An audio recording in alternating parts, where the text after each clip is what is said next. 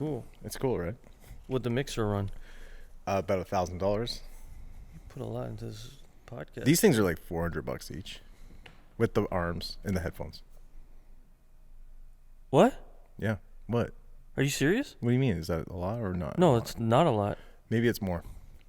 So you're a liar. You're a fucking compulsive liar, dude. Okay. Island Diaz, take one. All right. Are you on Facebook? Oh. I'm on Facebook, yeah. Why'd you check your phone for? You said you don't even have questions. No, I don't have questions. So what are you looking at? Someone text me. Okay. I'm going to introduce the podcast. Is that cool? So what are we calling this one? I'm asking you a question. What are we calling the podcast? Like the title of the podcast or this episode? Well, what do you think the podcast should be titled? You don't have a title for it yet? Oh, hold up. Jackie. Is that a... Yo, dude. What's happening? We're doing the podcast. What should we name it? Island Party. No. Then I'm out of ideas. Island Diaz. Okay. Welcome to the Island Diaz. I like Island Party. Well, no, it's too bad. I don't like it. And I'm the one that's editing it, so I'm going to probably It's a just good go with title. the one I want. Island Diaz podcast. Welcome to it. Our first host. What about the Island Party? No. You can't interrupt as I'm doing the host, dude. Oh, okay. I'm hosting it up. I like it. I like Potty. Island Potty? But is it like Island POD hyphen TY or PODDY? Poddy. I think it's like PARDEE, like party, like that street in Liberty Village. Yeah, but that's not pod. No, but then we'll start doing it there. You're going to move Okay, all one more this time. to Liberty Okay, Village? You know what? Can I just do my thing quick? Hey, I'm Hayden Curry, the host of the Island Diaz podcast. Party. And we have our first guest, Derek, pissed off D-Sisive.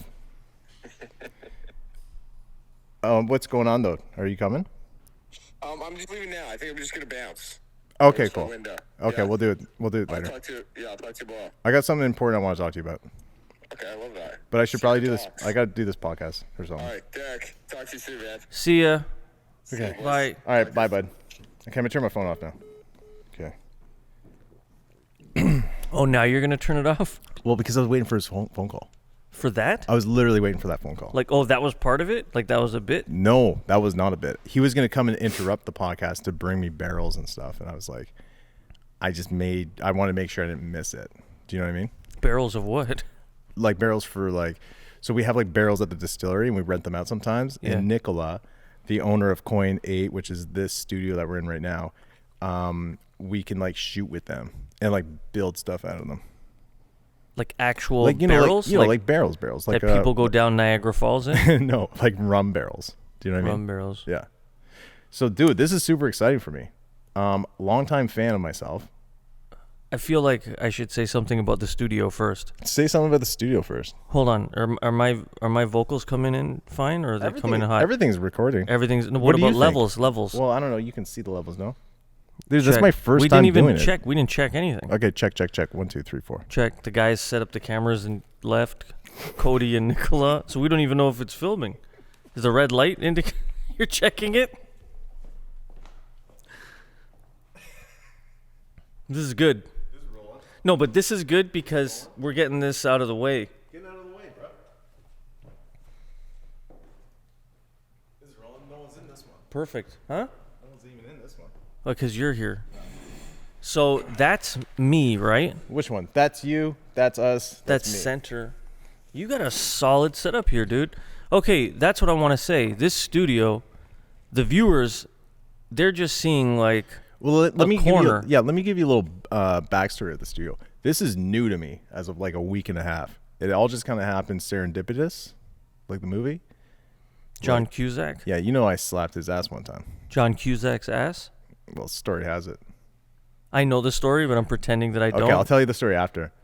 Well, no one's gonna care after. You Okay, I'll just tell said you the now. word serendipitous. No, so supposedly, I remember pushing him, but supposedly I slapped his ass. But I don't think that happened. Oh. Yeah, So at a who- TIFF so party. Are you lying? I'm not telling the truth. How? I'm not telling the truth if I actually slapped his ass because I don't remember it. how clear is the memory of the push? I remember this. I remember pushing him. I said, "You're the most handsome guy in this bar." And he goes, "You're the most handsome guy in this bar." And I said, "All right." And then he walked away pretty quick. Did he seem pissed? He loved it because I was in a jean jacket. Everyone else is in like tux. We like. You think he loved it? He loved it. Like he loved it so much Yeah. because everyone else was like, kissing up to him. I'm over there pushing him. Yeah, that makes sense. Anyways, so It's kind of like earlier when you insulted me. what did I call you? Oh, you call me Fat Decisive. Nicola, who's owner of this Fine establishment. beautiful studio. This is only one corner of it. She was taking photographs of us and some video content for social media, and she was like, "Okay, pretend you guys have started." Yeah. And first thing you said, I'm already pressing you because you don't even have any questions. You called me. Dude, this is this a morning, freestyle, bro. This morning he calls me. Yeah. 5:30 in the morning, my phone goes off. Luckily, I'm up because I have a lot of children, so I never sleep. And it's You're him. constantly banging. And I thought he was no. You're constantly banging. He's got so many kids. No, I wish that was the reason. But yeah, he calls me 5:30 in the morning. I thought I had to bail you out again. Instead, you're stone sober, asking me to come on your podcast. I'm like, well, you could have called me like around 9. But he was like, when you're I got awake. an idea. Yeah, I know you're awake. When I got an idea, I go for it. So here we are. Here we are. I had to wipe a lot of things off my schedule. I just put out my comeback album. It's the comeback album of the year. Yeah, man, I loved it. I'm like the Brendan Fraser of Canadian rap right now. I'm back. Just not as successful. Just not. No.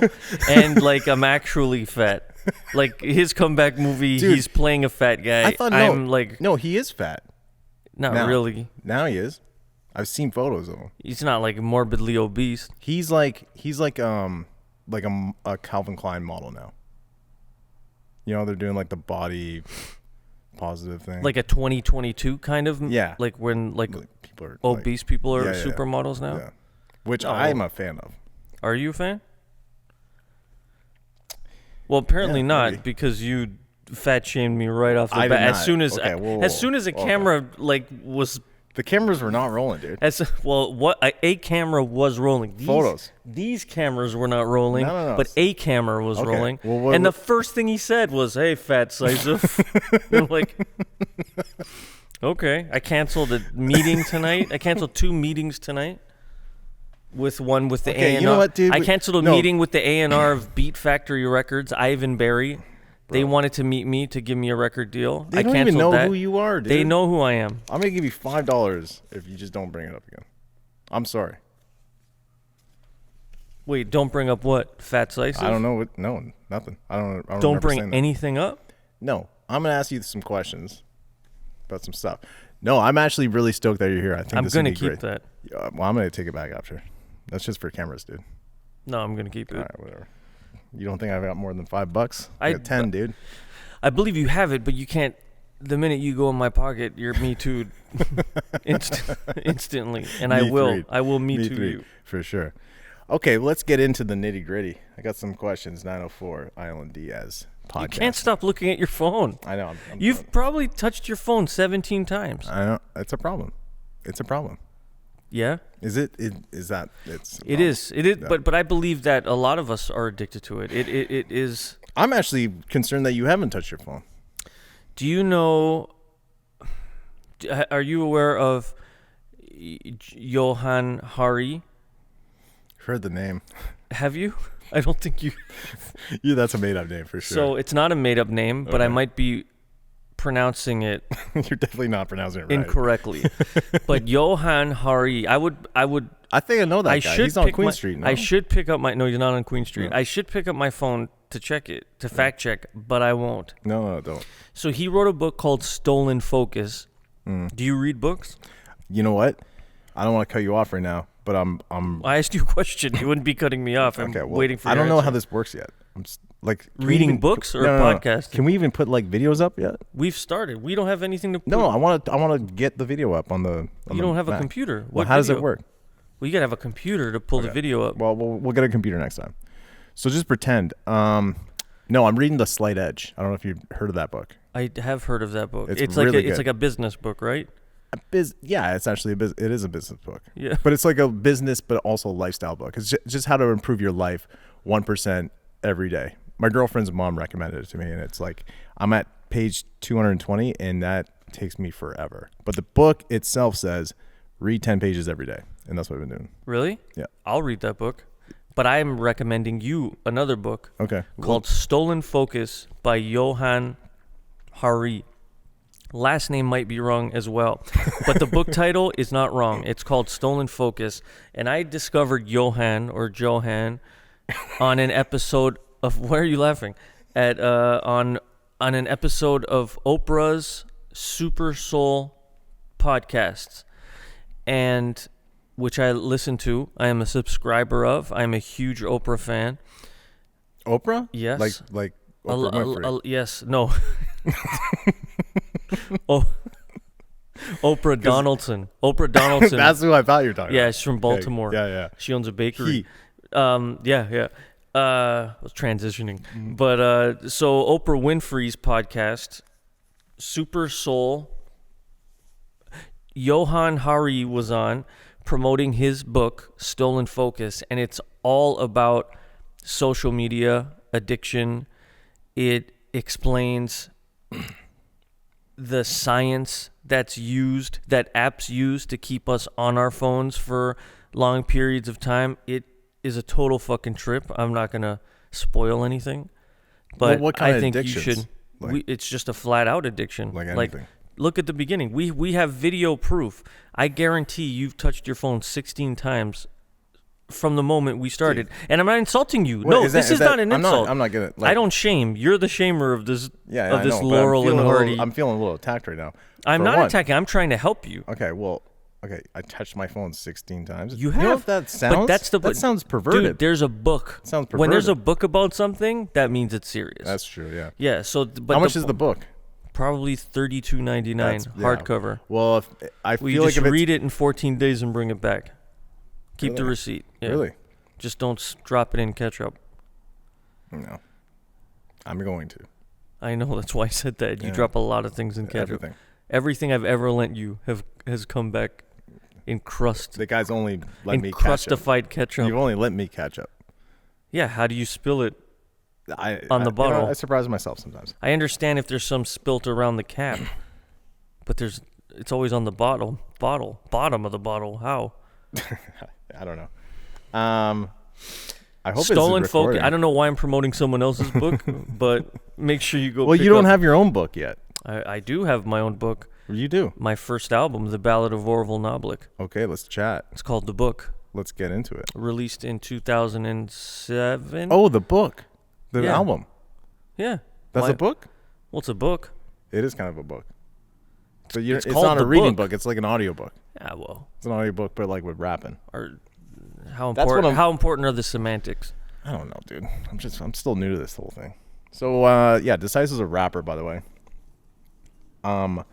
Legend in the city, I'd like to say. Would you say so? The country. In the country, yeah, Yeah. Canada, Hands down. for sure. Did you ever get some play in the States? I have. Like, I know you did like a big time college radio. Mostly Canadian.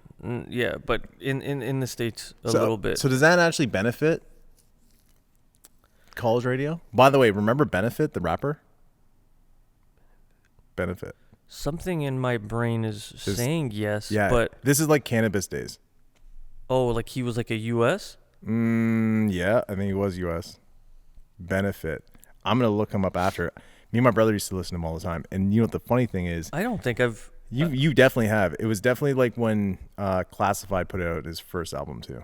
Like when you could only get it on Napster. And Benefit was on Classified? No. Or just the same time? Same time. And he was like a lyricist, obviously, because I don't think there was any other.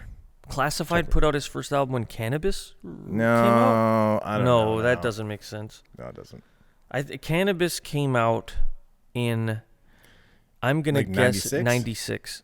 That was a good guess. You want to know? A very good guess. When I was in high school for my co-op year, I interned for the second half of the year at a Toronto hip-hop magazine called Mic Check Magazine. A lot of you older heads that are watching this, you'll know exactly what I'm talking about. Do you? What year did you move to Toronto? Well, no one's going to be watching this, so no one's going to know what No, we're a talking lot. about. I have a lot of fans. Perfect. I don't. Dozens of people. I got like 4 people who are going to watch this, and no one knows what that is. No, dozens and dozens. I moved. Okay, so I was born in Toronto. Then I grew up in Wasaga Beach, but I'd come to the city every summer for at least a couple weeks, month. My Nana lived at Jane and Woolner, so I was always around there. Oh, the hood. Yeah. My family's from the hood for sure. Yeah? Yeah. Oh, dude, Woolner's the hood. Well, you weren't in the building complex. I was at one point. You lived in that building? Yeah. No, you didn't. Yeah. What year? I got kidnapped actually one time. Not like I'm like John Cusack? Yeah, John Cusack kidnapped me and put me in Woolner. No, that's a clip. You should use this. Yeah, I know you keep saying that you're new at this. This is gonna be the real. This is you cut this part and say John. Yo, Cusack I got arrested me. at Woolner, and the cops beat the shit out of us and kicked my camera 100 times. Like we had fake guns. Obviously, we probably deserved it. But shooting after a music video. Yeah. What year? Call it 2010. After I worked with you. After? Yeah. Oh, okay. Yeah. I'm sure we would have talked about that if it was like the time that we worked together. No, we didn't. But I did because I didn't know you had any connection to that neighborhood. I grew up. I'm a Dufferin and yes, I'm very young, and I'm a Dufferin and Eglinton kid, Eglinton Avenue West.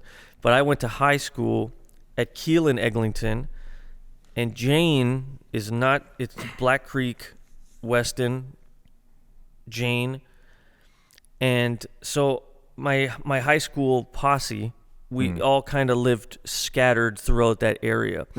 2 or 3 of them, I think it was like Scarlet Road. Scarlet and Dundas, I think, or Jane and Dundas, and the buildings we used to call them Gooch, or maybe they're still called that. I don't know.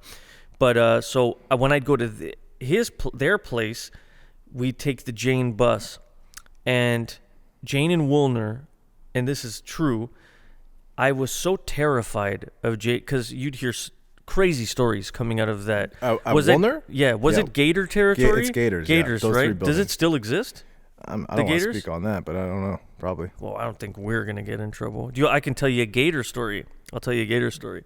I got a couple Gator See, stories. look at us. This. We're doing good. This is real. Great. I love this. So I do this every week. Yeah, I would take the Jane bus, and in those days. Ironically, I have headphones on right now, but you'd never see me without either headphones on my ears or around my shoulders. If I was in class, they'd be around my neck. Would you be listening to music? That was my life. My whole life was fucking hip hop music, listening to it. Any second of silence they were on, and music. So whenever I'd be on the Jane bus, it would just be your regular bus trip. But as I was approaching Woolner, whether it be going north or south, wherever I was sitting on the bus, sometimes I would try to find a seat where I would be against the window to see. I was so fascinated by by those buildings and just the terrifying stories that came out of there that I had to see it. I almost felt like a tourist, and you couldn't pay me enough money to walk through that neighborhood. Like, I was so afraid. And I remember there was a 2-for-1 pizza there. I don't know if it's still there. Yeah, that chicken shop right beside it. Yeah. And and there was the basketball courts. Yeah. And sometimes you drive by and it would be completely empty. Sometimes you'd see the Gators out there. Yeah, man. It was scary as shit to me, man. It's definitely got huge history, right? And But you lived there? Yeah, so my Nana lived. So it was my Nana, my aunt, my dad bought a house around there. They quickly, my dad back in the day was just up to kind of no good. Yeah. And there's always some no goods around. But when he sold the house, they moved to Wasaga Beach. Oh, okay. But my friends lived in the buildings. And one time I lived with my friends in the buildings for a bit. And then another group of rappers lived in the buildings that weren't from there. And I used to shoot videos for them. But the one guy that was from there, and I'm not going to mention any names, was beefing with that hood. And he was shooting videos in the he hood? would just be recording in this area. So he'd always it was like a big deal, right? Like there's people that won't even talk to him still because of that. Because like he's not supposed to go to that hood. To this day, it still exists, like that beef. Mind you, this is like 15 years ago, but I'm sure there's some OGs that probably don't like him for it.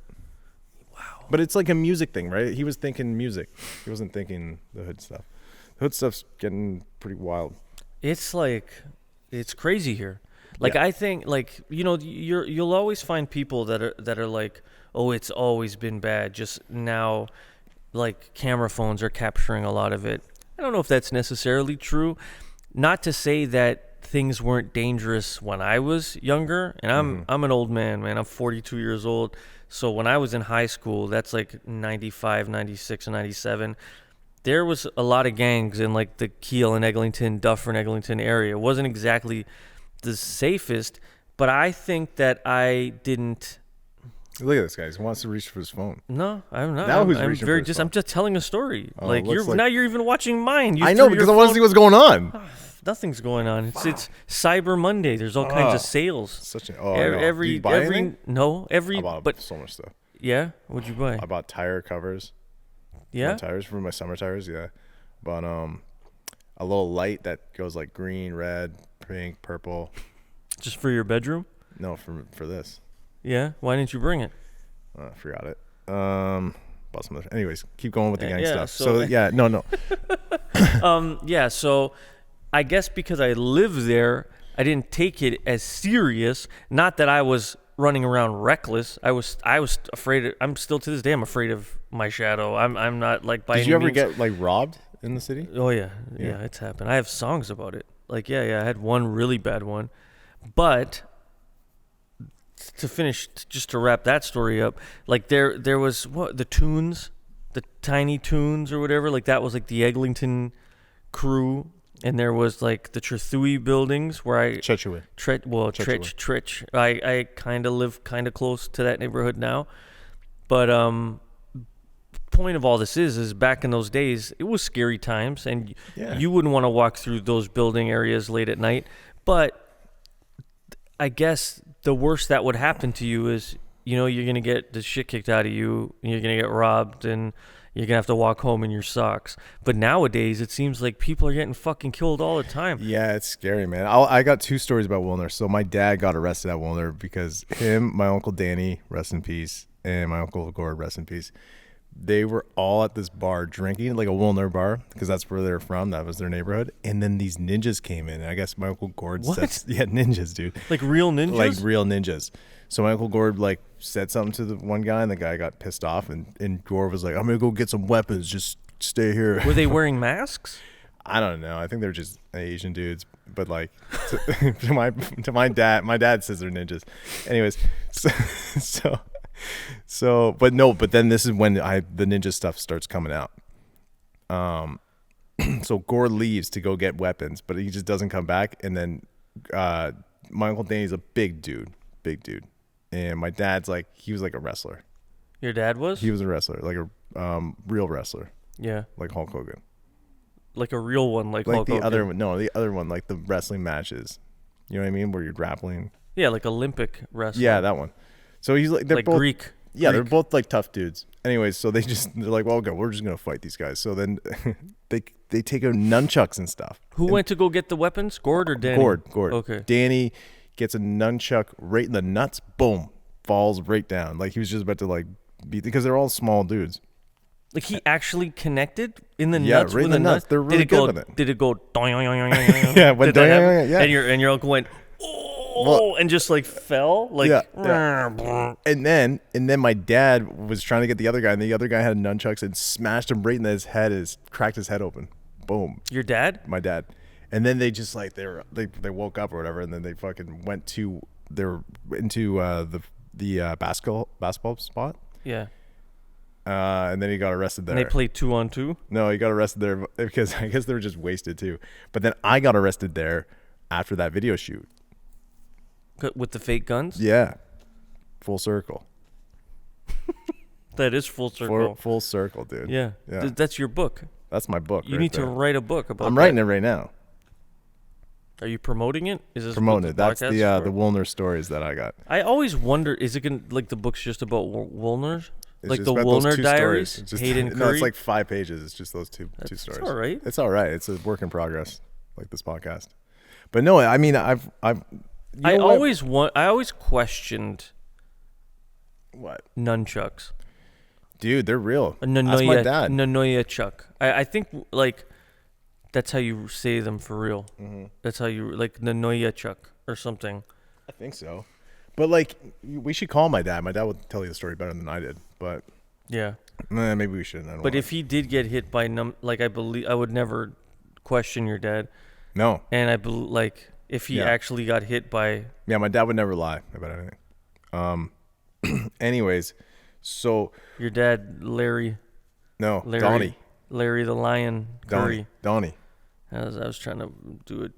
No, That joke failed. He doesn't want You said he never lies, and I was trying to imply that his nickname was Lion. to lying like a rug. Lion Larry. Okay. He doesn't lie. Anyways, we're gonna I'm go on to the sorry. next thing. I'm sorry, Donnie. So I remember this. Donnie and Danny? That's Donnie- Well, they're not brothers though. So just like very close friend that you called your uncle? No, he married my Aunt Sue, who's my mom's sister. Gotcha. Yeah, Susie. I have an Aunt Sue. What's your mom's name? Michelle. I don't have any Michelles in my family. So we're not related. No. Okay, good. I thought we almost were. Almost. If we were related, I would inherit all of this if you passed away. If Yeah. we were related. If we were related. But I'm and, not and I'd anymore. have to pass away too. You're going to pass away. I've dodged death a few times. So have I. Perfect. Sick. All right. Well, we're done here. Okay, no. So I remember Oh, I thought we remember were this done. movie that came out, The Real Toronto. Of course you do. do. I'm- Did you buy it? Did you buy it or no? There was a lot of Toronto guys that because I moved to the city that year when that came out, and a lot of the guys in film school were like, "I don't want to see that. I don't want to." I'm like, so I bought it, obviously.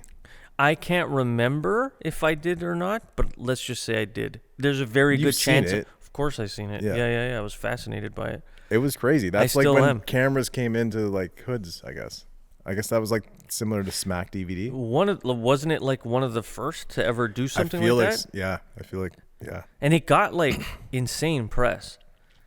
A friend of Dude. mine's in that Friday. Yeah, Friday. Yeah. Yeah. Well, everyone knows Friday. I've met him a few times.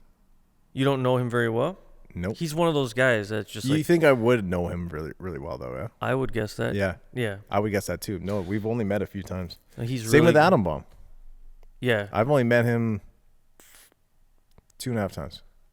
And a half? What was the half? Walking down the street, boom, boom. Yeah. Did you say hi to him? No, we just walked past. No, Yeah. no. I was with Ninth Uno, Danny. And Danny said, "What's up to him?" No, we both walked. No. Yeah, Danny was like, "Yo, what up?" And then I was like, "What up?" And then Adam Bomb was like, "Hey, what up?" Like to both of us. Was this a long time ago? Fuck, bro, for sure. This was like 12 years ago. And then, I met him a few times. I gave him that bottle of Hayden Diaz, and he said he liked it. Yeah. That was cool. Yeah, he's my friend. I would say we're like close friends. You me and would? you. I'd say we're pretty close friends. And Like, then so technically I'm sort of close with him a little bit. yeah, Yeah. Well, that's all you need to know. we could call him. He has a lot of Woolner stories. Really? Yeah. Is he in the shits or no? Well, no, but there was this one time he was actually at a bar at Woolner, and a few ninjas came in, No. and he was with two of his friends, Hayden and Ninth Uno, Oh, yeah, and yeah. Hayden went to go get the weapons. And Ninth Uno was just like, I didn't give a fuck. Dude, let's fight. you don't fucking fuck anything up. I love that guy. Yes, I miss him. I do. Yes. Yes. And I agree. Yeah. And I feel all those things. And then Adam got hit in the nuts with a nunchuck. Really? Oh, yeah. This is like a very similar Then story to my Ninth dad's. Uno, he'd probably get pissed if I told this, but then Ninth got hit in the head then he got arrested. Crazy fucking story. I don't want to give away too much. Yeah. Adam's working on a No. book. So it's just a work in progress. Fuck yeah. But Adam, yeah, he's one of my good friends. Okay, we've been fucking. we talk a lot. We've been talking shit for 30 minutes. what's going on? So we met back in the day. This is good. You're reeling it back in. I'm reeling back in, dude. That makes for a good podcast host. Better. I listen to a lot of podcasts, and they're I don't. They're That's my definitely problem. you need to. Yeah, you have to. I'm going to. I can't stand people that are like let's say. No, I do. I'm just trying to pretend this let's like say you're trying I've never heard of a podcast. No, I do. But I'm that's trying the to pretend. gimmick. Yeah. Oh no, I've never heard one before, and then I'm so Okay. good at it, right? Yeah. It's like I'm a natural freestyle. That right? I like. That's yeah, good. Yeah. But when you have people like, let's say you're trying to be a stand-up comedian, right? And then you people go like, out without the mic because No. you think you don't need a mic. No, and then Fucking they're just, idiots. What? Don't worry about it, dude. No, people who are like trying to be stand-up comedians and they're like, I don't listen to other stand-ups, man, because I want to be original. I don't like. That's just. I have hate you when done stand-up? I feel hate like you when- would be good at stand-up. You kind of do it on stage a little bit. Do you want to know a secret? No. This is gonna Well, be. well, don't tell them if it's a secret. That's the whole point. And then you have to make a clip out of this for like 3 minutes, and that promotes it, and people will. So you're gonna tell them the secret, even though can you tell me first? At Well, least? it's not going to be a secret anymore. Well, I technically am telling you first. No, I am telling you first because they're not going to see this until you release it online. Okay, fair. Tell me So the secret. you are hearing it. This is not live. Is this live? I don't think so. No, I don't even know how to get a computer to work with this, so I doubt it. I think it's just going to memory cards. And then you send the memory cards to YouTube, I think it's going to the cloud, really. iCloud. Yeah. Yeah. So yeah, tell me the secret, and then I'll. I've always wanted to be a stand-up comedian. That is my for real dream. Really. Over rap. Really. Yes, that is a true, and it actually makes zero sense because, and like I don't know what exactly it is that I'm afraid of, but I've basically done every single thing that a comedian does, with the exception of write jokes, which is very important. You know what it is? But like part of the development and the skills of a comedian is getting comfortable on stage and being able to like, deal with performing in front of entertaining 4 people. I can do all of that. I've been performing since I was 14 years old, younger than that. So that whole thing, I've got it. I don't know. I've never tried to write jokes. It's funny. I think me and my girlfriend had a similar conversation, a little bit different, but I remember I was telling her I was, when I was a PA, I would work with the drips. I was getting paid as a PA, but I was working with the drips. Like a punani assistant? Yeah. But like the thing is, I was building lights and stuff, and fucking moron. That was funny. That dude. was funny. Come on. I'm trying not to laugh, dude. Fuck. Anyways, I think the whole thing. He's not even listening. Punani assistant. You just came up with that? This guy's not a stand-up comedian. He's not practicing that for hours. Kidding me? You knew I was gonna say that. See, I would be a Fuck it. horrible comedian because I'd laugh at my jokes. No, I think that makes it funnier. Laugh at you think that's good? Oh, I love it. Okay, so you and your girlfriend are kissing. Yeah, we just finished kissing, and then I'm telling her about this thing where I was more comfortable being a PA and not a drip, labeled as a drip, doing the drip job, because if I did it wrong, I could be like, I was just a PA. So you being on stage, being a rapper, telling jokes, if it didn't work, you'd be like, I'm a rapper. So, Yeah. But like you have everything to do the stand-up comedian. You just don't want to fail at it. Maybe. I don't know, but I've been failing as a rapper. Dude, I have a therapist now. I know exactly what's going on in your head. Yeah, but I don't know if it's a failing because I've been failing for 28 years at rap. No, you have. No.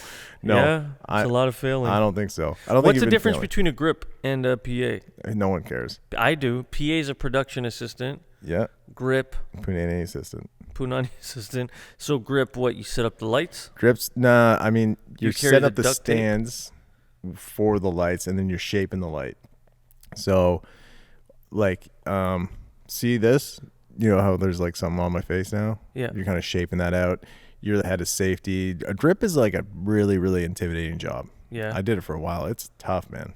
But you're more comfortable being a PA or a grip? Not now. That was like 15, 17 years ago. But I'm just Now saying. I'm more comfortable being a PA. But PA is higher rank than a grip. No, PA's the lowest rank. Okay. Isn't locations the lowest rank? Yeah. Okay. Want to know how I know that? You were one. Yeah.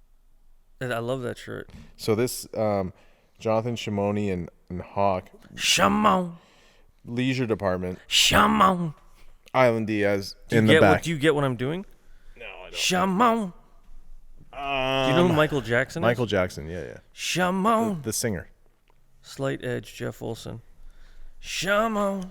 11 hours and 50. Oh, this is weird. Get it. Okay. Are you going to get it? Well, I can't. No. I'm not going to get it until Friday. I'd like to order things and get it tomorrow. That's what, yeah. I just ordered some stuff for tomorrow. Yeah? Your tire covers? No. Underwear. So, You order your underwear online? well, I just did. What kind? I don't even know. Hanes. Why don't you just go buy Hanes? Walmart. Because, well, for one, it was, I needed them right now. So they come tomorrow. But you could have went. Walmart's still open right now. No, I had so many things. I had 10 things I had to do today. Yeah? It was crazy. Shimon. I feel like that didn't get the respect it deserved. Because I didn't want you. Indigo might have priority shipping. Let me tell you guys the secret to life, right? I'm going to tell you guys. I've had sex before. I've done it. He's done it 3 times. 3 kids, right? Yeah, twins and one. So Also twice. I've done it. Well, 3. I've done Practice it 3. time.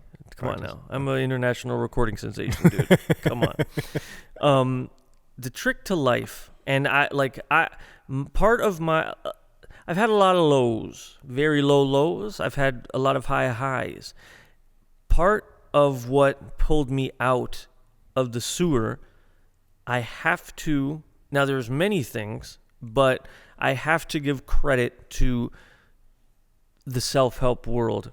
You know, and I have friends too. I'm sure there are millions of people out there who agree with this, and they think it's all bullshit and it's gabba gabba gabba gabba. Gabagoo. It's all just gabba gabba. It's gabagoo.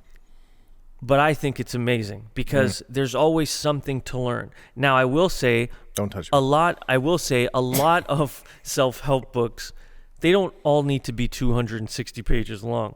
I don't think there's enough content per concept, because each book is a concept, and it's all stolen from. Do you know what The Strangest Secret is by Earl Nightingale? Yeah. It's all I that. got a text message with that today. What? Who Earl Nightingale. be texting you that? Tom. TJ Derry? TJ Derry. He texted you The Strangest Secret? He texted me what's the guy's name again? Nightingale? Earl Nightingale. Earl Nightingale. I love him. Audio thing, 15 minutes. So I don't think it was the book, but it was audio. Well, I have the book. I love The Strangest Secret so much that I had to, and it's a very small book, but it's because it's 15-minute audio, right? Actually, okay, so I bought the book. I didn't have time to look at it, but I'm going to. Oh, dude, it's going to change. I know who that guy is, and I think I may have, over the years. Dude, I've read The Secret. I've seen The Secret 1,000 times. Dude, The Secret is amazing. It's great. Okay, One time I went to your house when you were living in a basement, and you had the Oldsmobile with the rims. No. Yeah, we didn't know each other then. Yeah, and you had all those Kleenexes beside your bed. Yeah, I sneezed. And then you had all those socks that were kind of crinkled around. No. You don't remember this? No, I don't think so. Okay, anyways. I remember I saw The Secret there, and I didn't want to bring it out because I thought you... At my house? Your house. When I had the Oldsmobile? Yeah, me and TJ went there to meet about Nobody with Notepad. There's no way I still had the Oldsmobile. Yeah, you did. You drove me in the Oldsmobile. We played NWA. Driving around. This is that next year. It was probably right after my dad died. Was it around when we did the Die in Amsterdam video? I wouldn't have had the Oldsmobile. Yeah, you did. You had for a while. Why? Whose car was that? I'm trying to remember what happened to the Oldsmobile. You might be right. No, I am right because I have a phenomenal memory, for one. 2, I don't forget anything. 3. That's the same as number 1. Well, you want to know what number 3 is? I'm never wrong. Oh, okay. Okay. No, I remember specifically it was black and it had those fucking weird chromy rims. That's not the fucking Oldsmobile. That was the Lumina. Yeah. You have a photo? It's the Oldsmobile. Pull up a photo. The Oldsmobile was brown. Pull up a photo on the computer, There's a huge dude. difference. You were in the Chevy Lumina. You weren't in the Oldsmobile. The Oldsmobile was like a 25-foot fucking boat. Yeah. You were in the black Chevy Lumina that had mufflers in the back. Exactly. Because my dad had a crazy midlife crisis. That was your dad's? Yeah. You think I don't know anything about cars? You think I put mufflers I had no on? idea. To be honest, when I first met you, dude, there's a lot of things going through my head, bro. Yeah, that's fair. That's fair. I was like, what? I'm like, this. I did not think that you were not a rapper, but I was like, All right. Let's see what's going on here. Because I met you when we did the Moonshine and Fundament video, Tim North, at Tim's house, and you came to the shoot afterwards or whatever. Do you remember that? Yeah, I remember that. That was a good song. It was a good song. We were watching the video, and I was like, there's so many white rappers. And I came from Wilner, right? I was doing their videos. Anyways, that's when I first met you, and I think I think I just smoked some weed. And when I get high, I get fucking high, like really high. I don't like smoking weed. It gets me all fucking way too high. Anyways, So you judged a book by the cover, I said this guy and then rapper, you realized, yeah, okay, and then you found out that I'm the greatest. No. of all time. But then I found out. I went on your MySpace and I listened to Brian Wilson, but it was the one that was playing on Flow. Yeah. And I was like, this is fucking insane. And I remember I went up north. I shot a movie. My first time shooting. I was shooting a movie. Everyone thought I was a DOP. I wasn't. I was a PA, but I had a camera. Remember that camera that I had? Yeah. HVX? So I went up north. I had a bunch of lighting and stuff like that. And I was just like mimicking things that I've seen on set. But I felt like a DOP. We were shooting a horror film. It was awesome. But I'd listen to that song every day. Brian Wilson? But it was only the one verse. Yeah. Do you remember that on Well, your MySpace? you were just listening to it off of MySpace? Yeah, dude. Yeah. I don't know how I was even doing that. Because it would be internet. Technology, dude. No, this is 2008. There's no Sounds about technology. right. Not like the technology was minimum. Okay, but do you want to know what the secret to life is? Brian Wilson? We were kind of onto something, and now I don't know how we got to here. Because we you were trying like to buy the book. We were getting serious. Oh, the about secret. something. The secret. And then I went to your house. Sorry. Yeah, you saw the secret in my house. Are you sure you I saw it saw in it. my house? Yeah, we had a meeting with you. You lived in a basement apartment. It was all one room, right? Yeah. White. A lot of white in there. Yeah, yes. A lot of white. A lot of books. TV. Saw some ass. Your bed was there. You saw some ass? Masks. Masks. Okay. Yeah. And then I went there the other time. Remember? Oh, that's what had you wondering about things. You saw all my masks and shit. That was a weird. That was a weird apartment. I'm like half joking, dude. That was a weird apartment. Yeah, that's like. Well, when you know what? I Okay, that's but when also I first met my wife, and I remember she felt uncomfortable in that apartment. As well. no, but you got to understand. When I first met you, you were pretty quiet too. You weren't like joking. Yeah, I was. Yeah, and I probably wasn't in the best Maybe. shape mentally at that time. Best shape mentally, no, probably not. But I remember like specifically that I was listening to your music. It was so dark, so I didn't know you as the popped guy. You know. Okay, yeah. So well, that's how it was back then. Any like. What do you mean how it was? Well, anyone who discovered me through, like the book or Brian Wilson, they'd meet me, and everyone would just think I'm just this dark, sad, brooding guy all the time. Well, yeah, and I was actually kind of like not intimidated, but like I didn't want to bring things up. Yeah, Like but then you find out that I don't care. You don't care. I remember we were doing the shoot, Nobody with a Notepad, where me and TJ Derry changed our whole house into Jumanji. And I was talking to you about an interview, and you said, yeah, my dad owns Eaton Center. And I knew your dad passed away. And I was like, oh, really? And yeah, this is what you're telling me. And you're like, so you're fucking that with my me. dad owns the Eaton Center? Yeah, that your dad owns Eaton Center. Because you're like a trickster.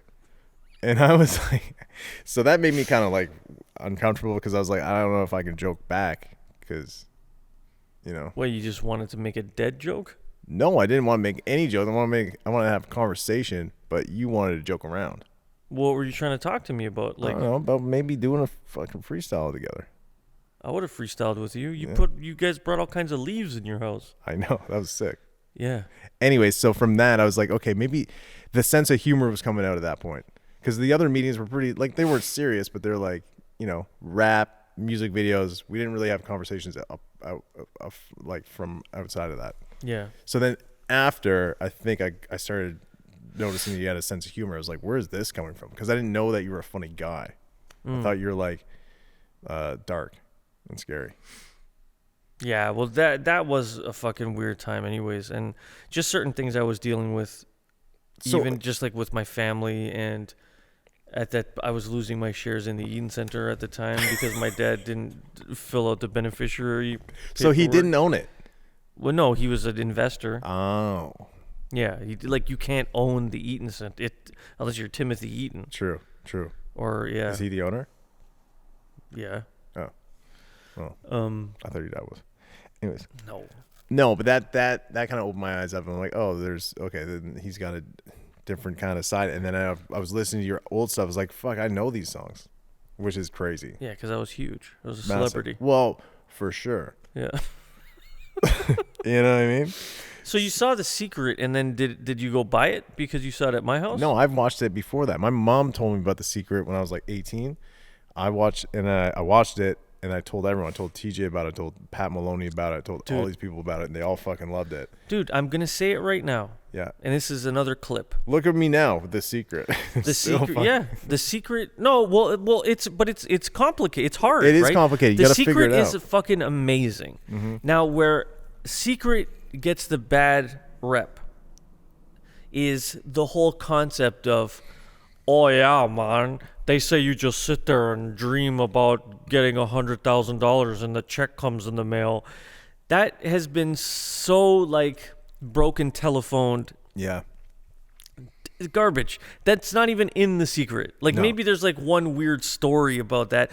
The whole thing is, in order for The Secret / the law of attraction, and that's what The Strangest Secret is, like Earl Nightingale, right?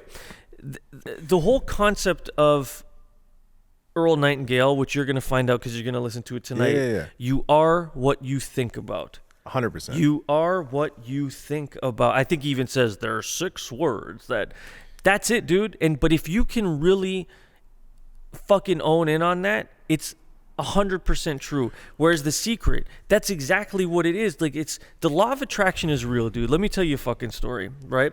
I had a crippling fucking drug addiction for a long time. That drug addiction played a major role in me fucking a lot of things up. The story isn't as cut and paste as it's presented, but out of respect for certain people, I leave elements out. Mm-hmm. I'm fine with taking all the brunt because I take accountability for shit that I've done. I'm not one of the guys that's like, oh, my dad was an addict, so therefore I became an addict. I'm sure it did help my fucking Was he an addict? case. My dad was an addict. That's how he died. So I'm sure I did inherit the junkie fucking gene, but I still did it to myself. There's so many things you can. Adam Baum said something the other day to me. We talk every day. Still talking about it, huh? Yeah. And he said something that was he's very besides him being the greatest rapper who ever lived, one thing I fucking cherish about my friendship with him is he's so fucking smart, and he's able to wrap up these intelligent statements in a fucking bow and just and I love those guys.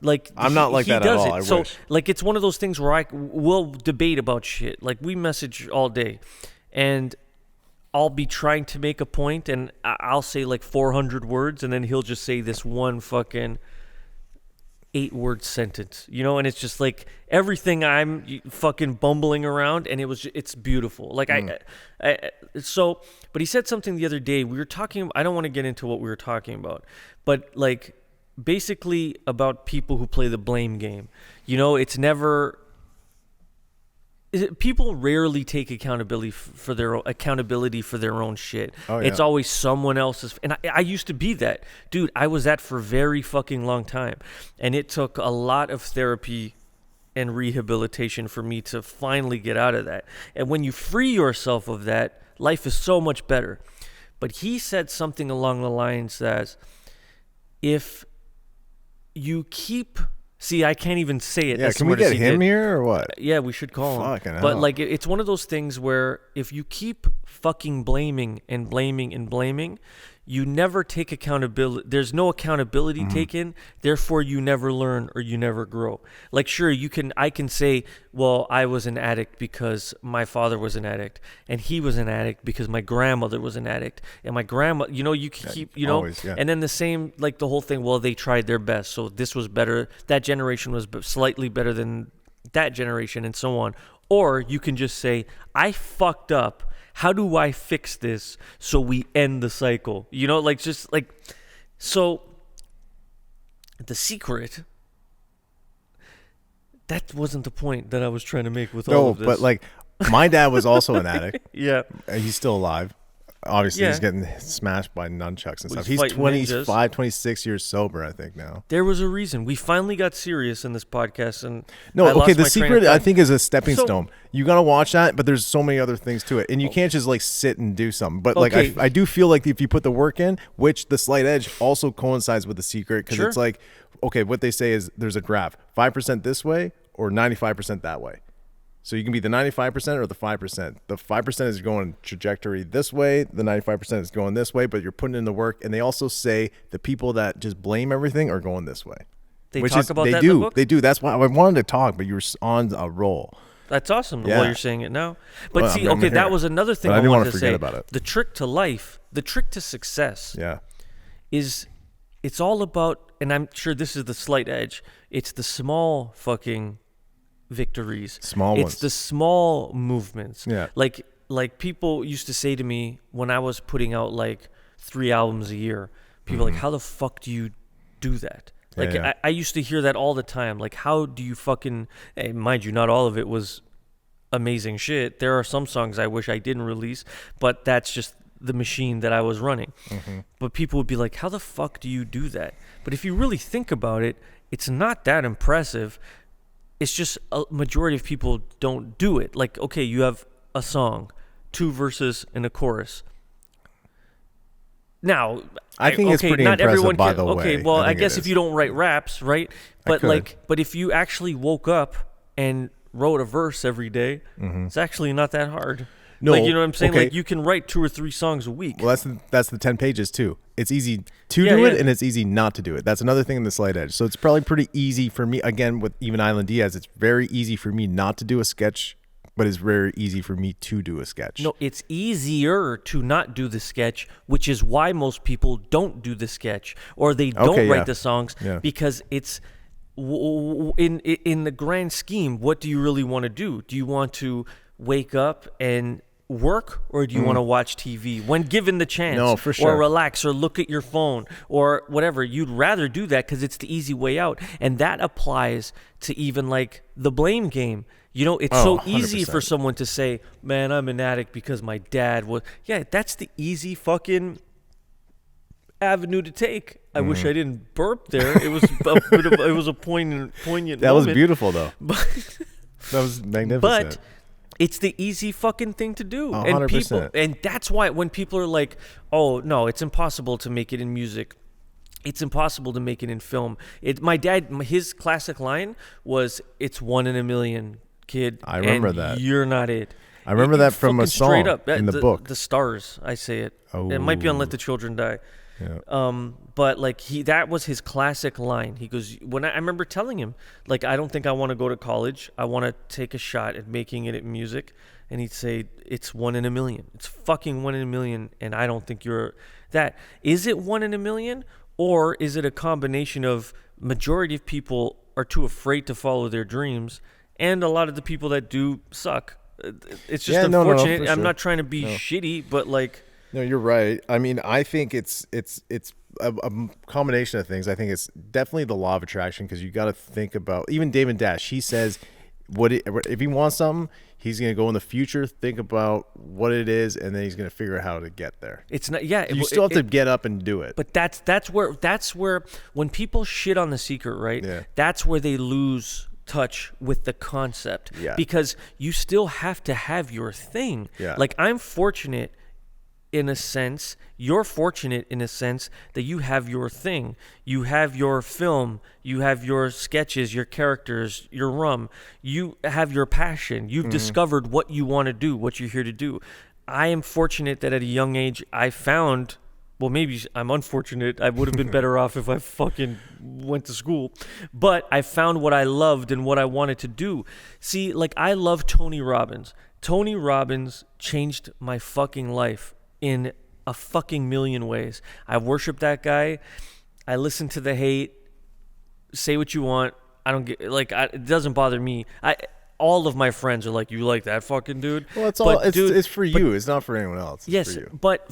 but when people call him a ripoff or a fraud, you are missing the fucking point. Like, okay, does the guy throw seminars and, charge $1,000 tickets to go see him at the fucking Rogers Center? That's the game, baby. But dude, it's not even the game. But it's not even about the game. What he is teaching, I would love to go be able to afford a Tony Robbins seminar one day. His books are enough for me, and his YouTube content. Mm-hmm. He fucking gives everything away, right? I've seen every word he said on YouTube. I've gone through some Tony Robbins stuff for dude, sure. He's the game, dude. Yeah. The whole burn 6 months for sure. The whole burn the fucking ship. That inspired me to quit my job at the factory. But listen, so there are the people that are like, he's a fucking jack move. He's a dream seller. No, what he's giving, it's worth the price of admission. Yeah. But he can't give you your thing.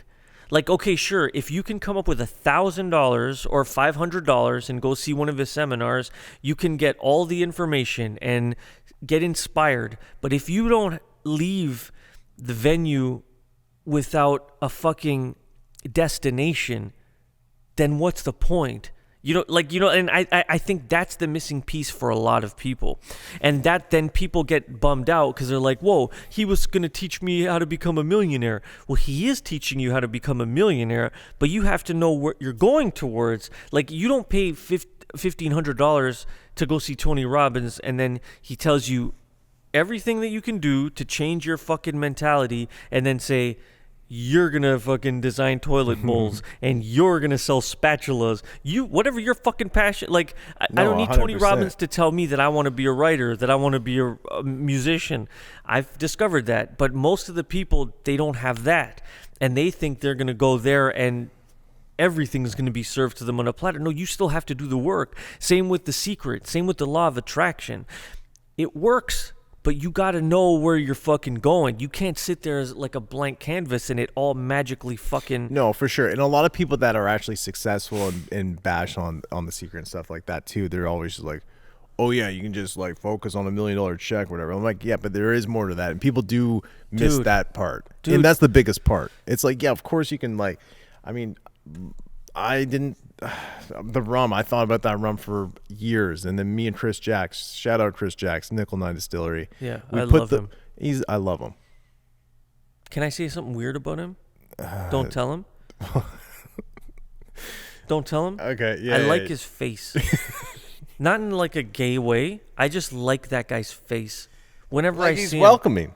I wanted him to come up here. But he has he has very nice features. Like the dimples? I'm old now, man. I'm secure in my sexuality. I can say, teenage Derek probably would never say that. I'm not sitting here saying the guy's gorgeous and I want to French kiss him. But I do, though, but sort of. No, I don't want to kiss him. I don't think so. But like, you I wanna, do. like, be next to him, but though. I like his face. He has a face that I like looking at. It's like welcoming. Yeah. It's welcoming. His laugh is good too. He's got a good very laugh. good laugh. I like him a lot. No, he's awesome. But dude, like. But no. Anyways, there was movement with the rum. There was, we thought about it. We pushed the pedal to the metal. Like when COVID hit. Like I flew back from LA. I was going back and forth LA, New York. I was going to sign with a company down there. Then COVID hit, and then I was like, okay, well, I'm just sitting in my basement buying all this fucking podcast stuff and making my own podcast, and it was... That's when you started buying all this stuff? Yeah, I went fucking crazy, dude. Bought all this podcast now's stuff. the right time. Yeah, well, 2 you years got it later. now. Yeah. But Well, who I mean, cares, like, dude? Yeah, no, I don't. I was going to try to sell it to you at one point, remember? No. Yeah, you're like, I'm starting a podcast. I'm going to sell you some podcast stuff. Yeah, and then you were like $4,000. No, and I was like, yeah. But like, yeah.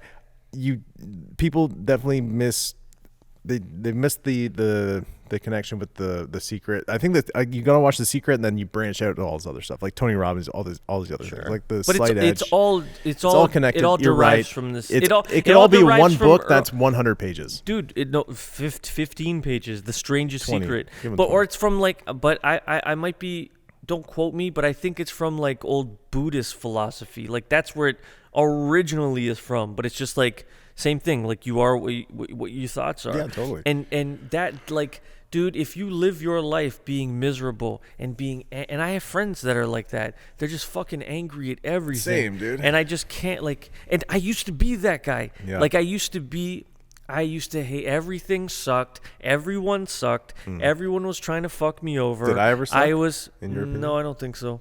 Nice. But like I was that dude. And when you're so stuck, like it. But it's all like you have to train your mind to get out of that lifestyle because you don't think you're like that. Like, and at that time, I think I'm the fucking coolest guy in the world. I think I'm fooling everyone. But really, it actually like getting clean.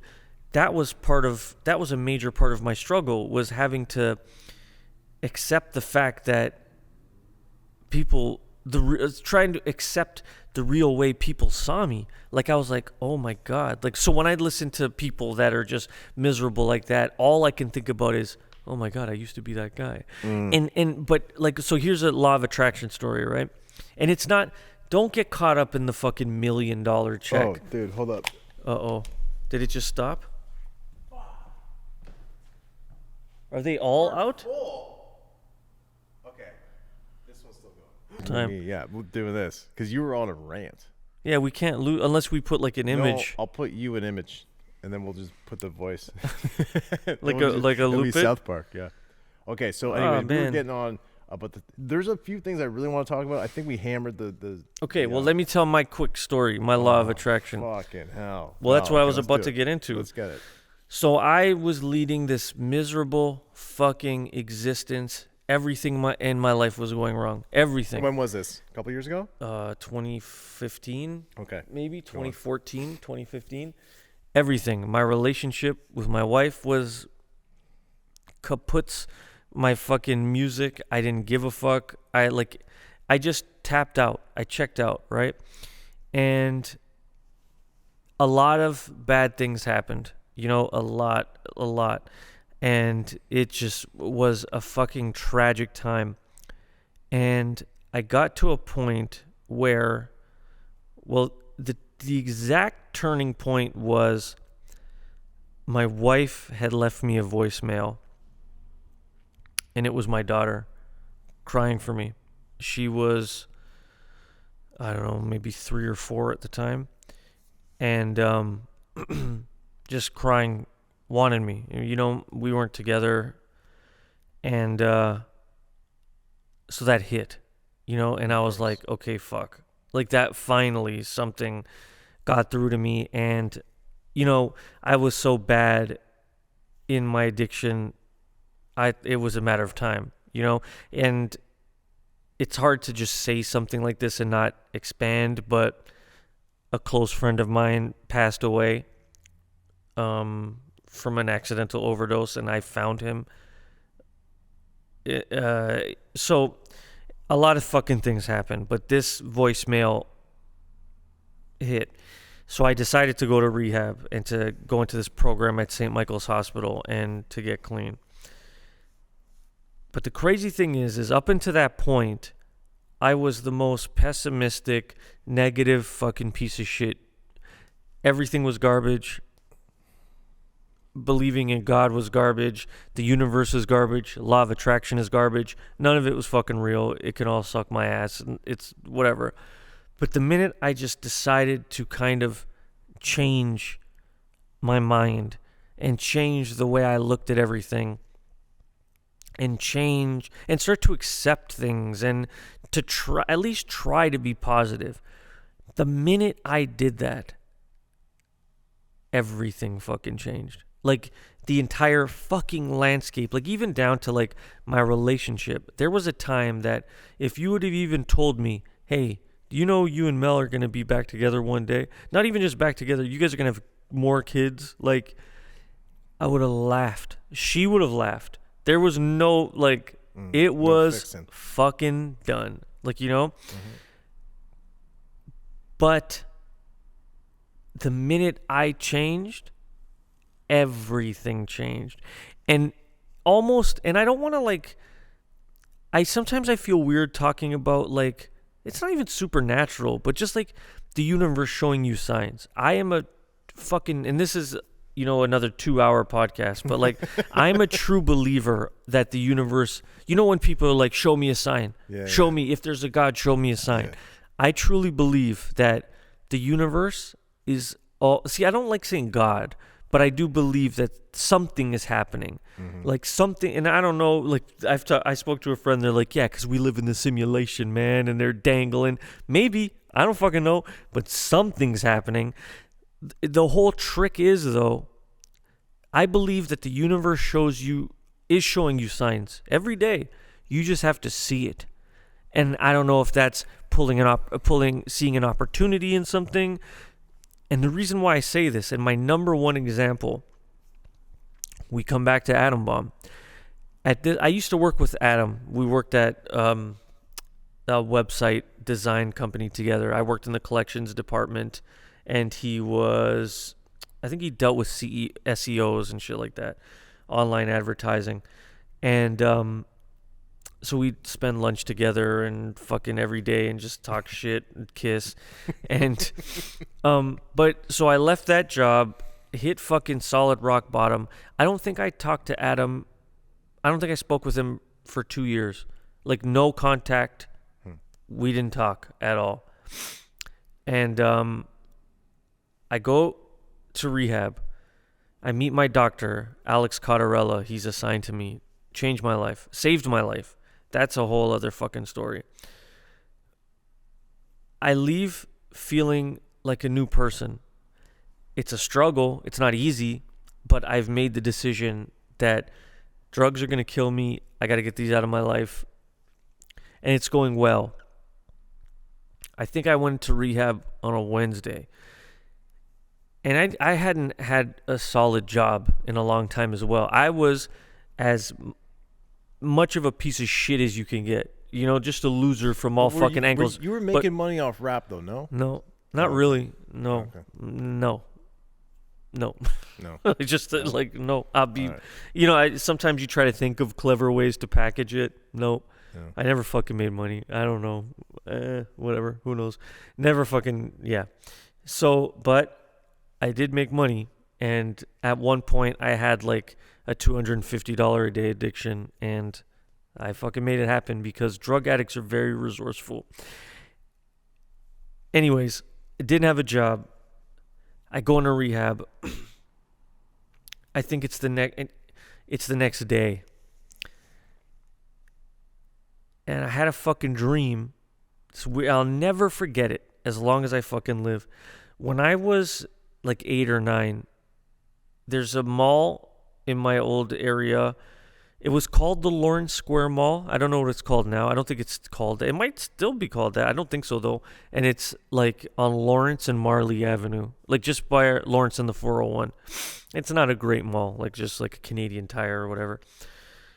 But the grand opening of that mall had WWF wrestlers. Oh, and it was sick. WrestleMania is always kind of around my birthday, like the end of my birthday is March 29th.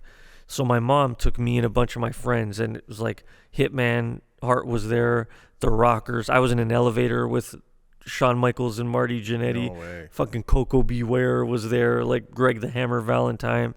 So it was a huge fucking thing. So I had my birthday party. It was awesome. So I have this weird dream. It's me and Atom Bomb, and we're not kids. We're fucking whatever age we were then. Did something else just stop?